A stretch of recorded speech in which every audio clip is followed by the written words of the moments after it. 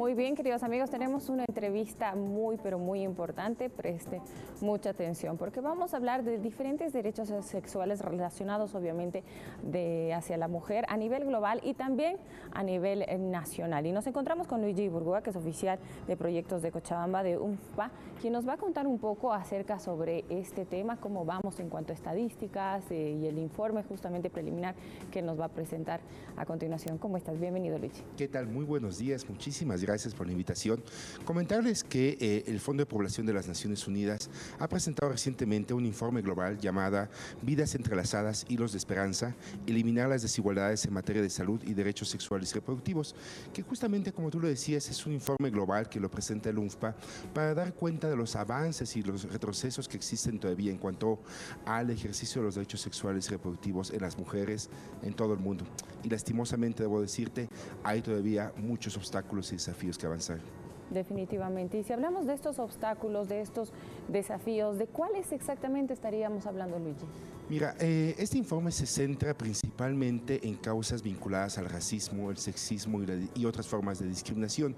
Decirte, por ejemplo, que una mujer con discapacidad en el largo de su vida va a tener 10 veces más probabilidades de sufrir violencia a razón de género por su sola condición de discapacidad, ¿no? Entonces, este informe global nos dice que hay un desafío muy profundo en cuanto a la atención de la salud sexual y reproductiva de las mujeres con discapacidad. También nos dice que las mujeres más empobrecidas mueren o tienen mayor probabilidad a una muerte materna al momento del parto. Hay un dato terrible, por ejemplo, en el 2020, cada día en el mundo morían 800 mujeres por causas prevenibles relacionadas a la muerte materna. Uy, qué duro, realmente son cifras que son definitivamente alarmantes. Y si hablamos específicamente de Bolivia, ¿cómo está la situación en nuestro país? En Bolivia yo creo que hay importantes avances, eso es importante resaltarlo, sobre todo considerando que estamos a 30 años de que Bolivia y otros 178 países han firmado el informe de población, el de Cairo, del 94, y se han asumido compromisos en ese momento, se han asumido compromisos muy importantes en cuanto a la reducción materna. Sin embargo, Bolivia es uno de los países de la región con la tasa más alta de mortalidad materna todavía, ¿no? Y sobre todo en las mujeres indígenas. Hay que tomar en cuenta que el 68% de las muertes maternas en el país corresponden a mujeres indígenas en este momento.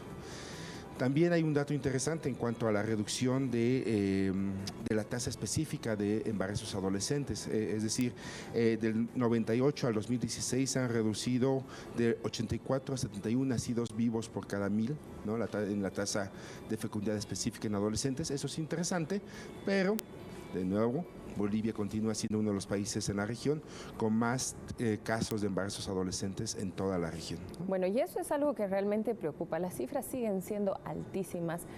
¿Cómo se está trabajando en cuanto a prevención? O sea, concientización en cada una de estas poblaciones, sobre todo las poblaciones más alejadas, donde no tienen tanto acceso tal vez a la información, tanto acceso tal vez un poco más a la globalización. ¿Cómo se está trabajando en estas comunidades con todos los adolescentes, con el entorno familiar, sobre la educación sexual, que es sumamente importante? Sí, yo creo que hay que resaltar que en estos 30 años Bolivia ha logrado, por ejemplo, incorporar los contenidos de educación para la sexualidad dentro de la currícula. Se ha logrado una ley para garantizar a las mujeres una vida libre de violencia. Se ha logrado avanzar en políticas a favor en contra de la discriminación, mejor dicho. Esas políticas son sumamente importantes porque el Estado plantea acciones específicas que llegan a la gente. Sin embargo, los desafíos son muy grandes. Acá en Cochabamba, por ejemplo, el UNFPA trabaja con la zona sur de Cochabamba y trabaja con Sacaba justamente para facilitar el acceso a la salud sexual y reproductiva y que las mujeres más dejadas atrás históricamente tengan acceso a estos servicios. ¿Y cómo están trabajando? Por ejemplo, tenemos en Cochabamba 15 servicios de atención diferenciada para adolescentes. En Sacaba hay 7 servicios AIDA que facilitan el acceso a la salud sexual y reproductiva de los adolescentes de manera gratuita, ¿no? Tenemos 4 gabinetes de atención psicológica donde los adolescentes reciben educación para la sexualidad dentro de sus escuelas.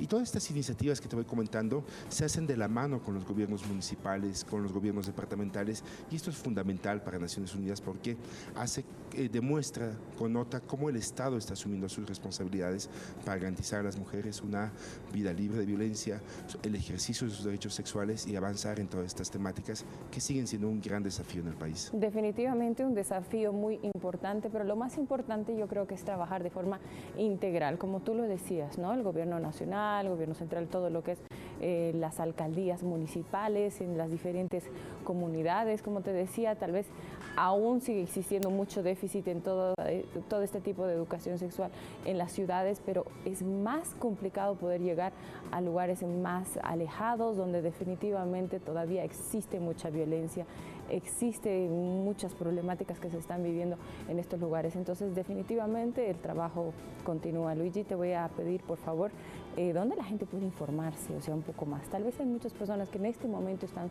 sufriendo algún tipo de violencia. ¿Dónde están los lugares donde estas personas podrían acudir? O alguna página, tal vez en las redes sociales, donde puedan informarse. Sí, no, definitivamente a través de nuestras redes sociales ustedes tienen el contacto. Nosotros trabajamos muy de la mano tanto con la FELCB, con las defensorías y líneas del país para poder justamente identificar las direcciones de estos espacios, identificar las ubicaciones de los AIDAS, de los galles acá en Cochabamba, en La Paz, en Chuquisaca, en fin. Y también la invitación está hecha a que conozcan en profundidad este informe global para tener más datos al respecto a través de nuestra página en bolivia.unfpa.rg. Perfecto. Luigi, muchísimas gracias por la entrevista, por tu tiempo y por brindarnos esta importante información. Los agradecidos somos nosotros. Muy bien. Nosotros tenemos más. Continuamos.